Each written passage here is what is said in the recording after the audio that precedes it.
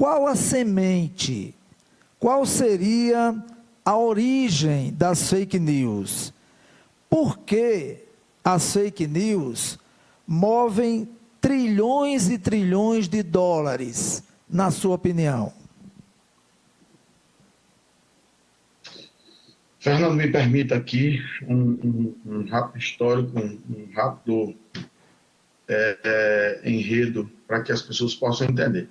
É como você que está em casa tem que entender que é um assunto bem mais complexo do que você, nos assistindo aqui no Diário News, pode nesse momento compreender. Peço até auxílio ao amigo Braulio depois aí para participar da resposta. Fernando, o homem, o ser humano, ele vive por uma necessidade de poder. Se você retomar a Idade Média, então a igreja dizia você não pode, você não podia. Os livros que foram queimados, enfim, a Librorium Prohibitorium, o Index dos Livros Proibidos, já diziam que o livro era perigoso, era o poder. Mas nós estamos em outro tempo. Eu vou tentar cadenciar aqui a resposta para ficar bem claro. Então, chegamos ao século XXI, uma tecnologia que nos surpreende. Hoje estamos em plena pandemia e talvez a Covid-19 no Brasil seja a grande fake news, porque as subnotificações e a tragédia é maior do que a que o governo tenta esconder. Essa é a verdadeira fake news do momento, em que muitos jornalistas aí, me permita a expressão mais uma vez, que não são jornalistas, tentam esconder por uma paixão, por um fanatismo político, mas o Brasil está caminhando para ser talvez o maior país nos casos de Covid-19. Então, vivemos esse século XXI de mudanças, de transformações, certo? E também de anomia, é um tipo de postura inconsequente, acomodadora, alienante e facilmente manipulável. Existem duas ferramentas que são extremamente poderosas para conduzir a mente humana. A fake news ela é feita a partir de um estudo psicológico do indivíduo, que é o medo e o ódio. Nos Estados Unidos nós temos os white haters, que são os brancos odiosos. Toda essa confusão que vocês estão vendo aí na imprensa nacional por lá é por causa dessa gente. Essa gente que elegeu Trump, essa gente que elegeu Bolsonaro, essa gente inclusive ligada às fake news. Existe um cidadão chamado Steve Bannon. Ele é um dos condutores desse pensamento, dessa ideia de notícia falsa. E ele percebeu que poderia gerar o caos a partir da internet.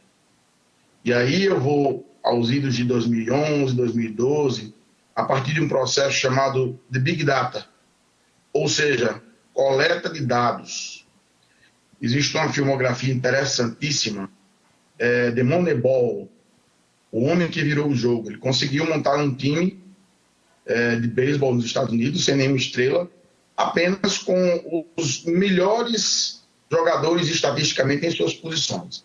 Então se entendeu naquela época que os dados, o poder que nós teríamos sobre esses dados seria o futuro da própria humanidade. Nós iríamos poder prever, de certa forma, quase tudo, um poder quase que divino. E na eleição de 2016, do Trump, certo?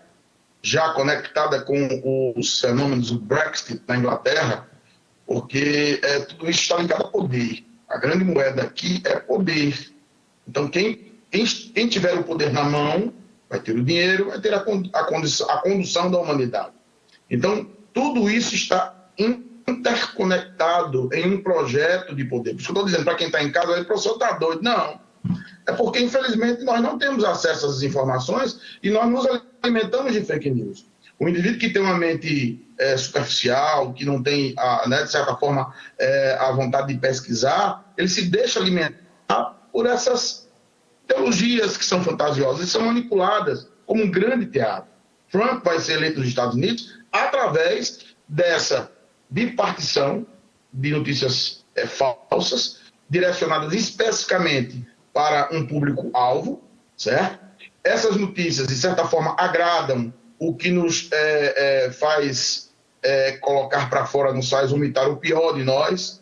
Então, por exemplo, quem é racista, ele pode ser racista na internet, através de um avatar falso. Então, essas notícias chegavam de forma a pulverizar o inimigo e a valorizar aquela ideia que o candidato Trump defendia. No Brasil, nós tivemos a mesma coisa. O gabinete do ódio não faz nada mais, nada menos do que isso. Pulveriza o ódio, incendeia a sociedade brasileira de forma negativa, de forma a poder conduzir, a partir dessas mentiras, a opinião alheia.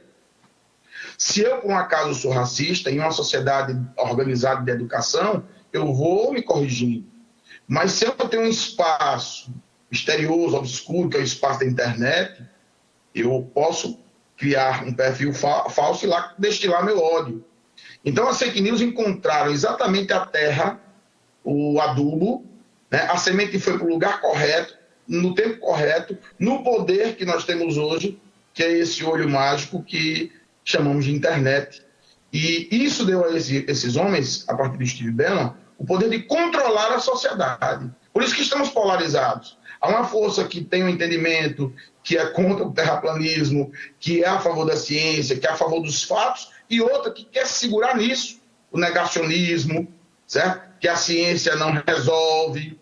São pessoas que, em sua intimidade, em sua existência, em sua essência, são assim por vários motivos, N motivos. Desinformação é um dos motivos. Pouca informação é outro motivo.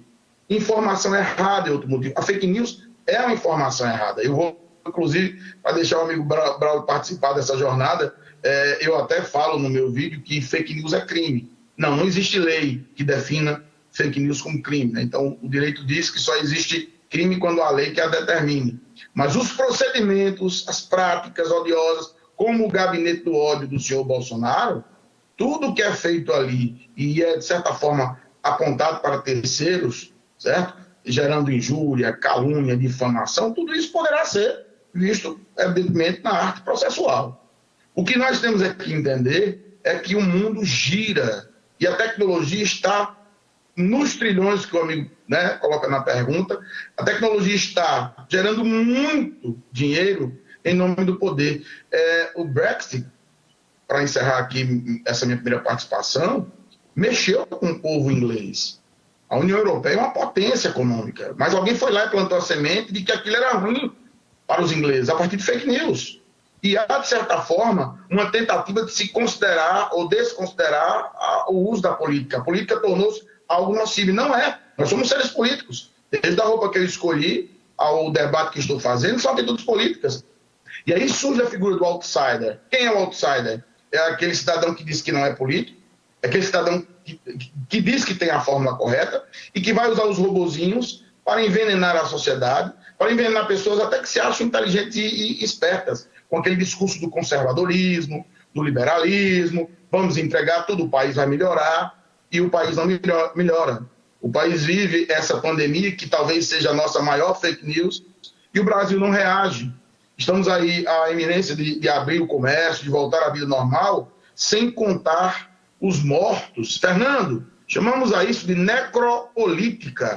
Necropolítica.